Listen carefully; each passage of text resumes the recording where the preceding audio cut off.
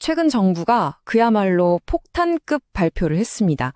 다주택자와 임대사업자의 대출 만기 연장을 원칙적으로 막겠다는 건데요. 만약 여러분이 부동산 투자자라면 이번 변화가 내 자금 계획에 어떤 영향을 미칠지 오늘 내용 정말 끝까지 집중해서 보셔야 합니다. 네, 바로 이 질문이 오늘 이야기의 핵심입니다. 혹시 여러분이 다주택자이거나 임대사업자이신가요? 그렇다면 지금까지는 너무나 당연하게 여겨왔던 대출 만기 연장이 이제는 불가능해질 수도 있다는 얘기입니다. 자, 그럼 첫 번째로 이번 26년 가계부채 관리 방안이 대체 뭘 어떻게 바꾸겠다는 건지 그 거대한 변화의 윤곽부터 한번 살펴보겠습니다. 일정을 보시면 아시겠지만 이거 정말 시간이 없어요. 4월 1일 정책을 발표하고 기존 방식대로 만기 연장을 할 수 있는 건 16일까지가 끝입니다. 그리고 바로 다음 날 17일부터는 새로운 규칙이 적용되는 거예요. 사실상 준비할 틈도 없이 바로 시작되는 셈이죠. 자, 두 번째 순서입니다. 이번 정책의 가장 핵심적인 부분, 바로 다주택자의 만기 연장 제한에 대해 자세히 들여다보겠습니다. 여기서부터가 진짜 중요합니다. 이전에는요, 특별한 문제만 없으면 대출 만기 연장은 거의 프리패스였습니다. 그냥 당연한 거였죠. 문이 활짝 열려 있었다고 보시면 돼요. 하지만 이제 상황이 180도 바뀌었습니다. 원칙적으로 연장이 금지되고 아주 예외적인 경우에만 살짝 문을 열어주는 방식으로 말이죠. 그렇다고 해서 모든 대출이 다 막히는 건 아닙니다. 정부가 아주 정교하게 타겟을 정했는데요.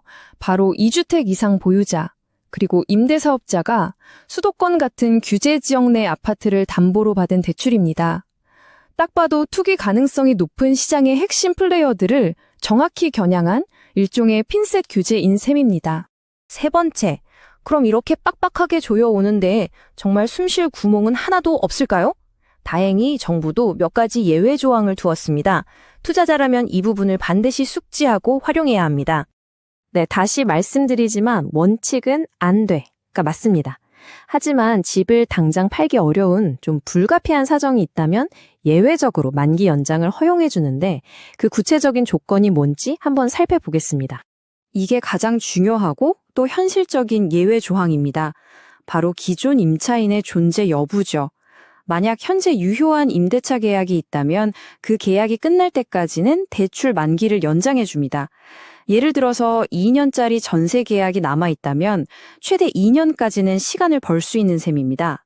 여기서 한 발 더 나아가서 정부가 다주택자들이 집을 좀 더 쉽게 팔 수 있도록 일종의 출구를 만들어줬습니다. 다주택자가 무주택자에게 집을 파는 경우인데요. 26년 말까지 매매 계약을 신청하면 지금 살고 있는 세입자의 계약이 끝날 때까지 매수자의 실거주 의무를 밀어주는 겁니다. 이건 사실상 집 좀 파세요 하고 길을 열어주는 조치라고 볼 수 있겠죠. 네 번째, 그렇다면 정부는 왜 이렇게까지 강력한 조치를 취하는 걸까요? 그 진짜 목표를 알려면 좀 더 큰 그림을 봐야 합니다. 바로 부동산 시장과 금융 시스템의 고리를 끊어내려는 의도입니다. 금융위원장의 발언을 보면 굉장히 강력하죠? 망국적 부동산 공화국이라는 표현까지 썼습니다. 금융 시스템을 부동산 투기와 분리하려는 아주 확고한 의지를 보여주는 신호라고 할 수 있습니다. 그리고 이런 정부의 위기의식은 그냥 나오는 게 아닙니다. 이 데이터를 보시면 바로 알 수 있는데요. 우리나라의 GDP 대비 가계부채 비율은 미국이나 일본 같은 주요 나라들에 비해 압도적으로 높습니다. 부동산에 묶인 이 빚이 자칫하면 우리 경제 전체의 뇌관이 될 수 있다는 판단이 깔려 있는 겁니다. 자, 다섯 번째입니다. 그렇다면 이 정책은 구체적으로 시장을 어떻게 바꾸려는 걸까요? 정부가 그리고 있는 큰 그림을 한번 분석해 보겠습니다. 핵심 전략은 압박입니다. 다주택자가 대출을 이용해서 집을 계속 가지고 있는 걸 어렵게 만들어서 시장에 매물로 내놓도록 유도하는 거죠. 이렇게 해서 공급을 늘리고 과열된 시장을 안정시키겠다는 의도입니다. 동시에 그동안 주요 우회로로 지적됐던 편법 대출의 문도 아예 걸어 잠그고 있습니다. 사업자 대출을 받아서 주택 사는 데 쓰는 거요? 이제 처벌이 엄청나게 강해졌습니다. 대출 금지 범위가 전 금융권으로 확대되고 기간도 최대 10년까지 늘어납니다. 이건 거의 금융거래를 못하게 하겠다는 수준이죠. 자, 그럼 투자자 입장에서 핵심만 다시 짚어보겠습니다. 첫째, 대출 만기 연장, 이제 더 이상 보장되지 않습니다.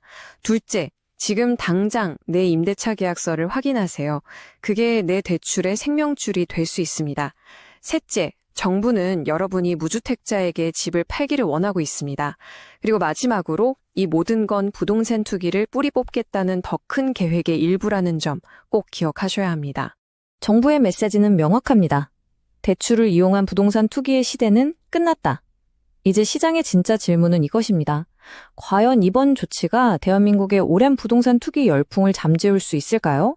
그리고 투자자로서 여러분은 이 거대한 변화의 파도에 어떻게 대응하시겠습니까?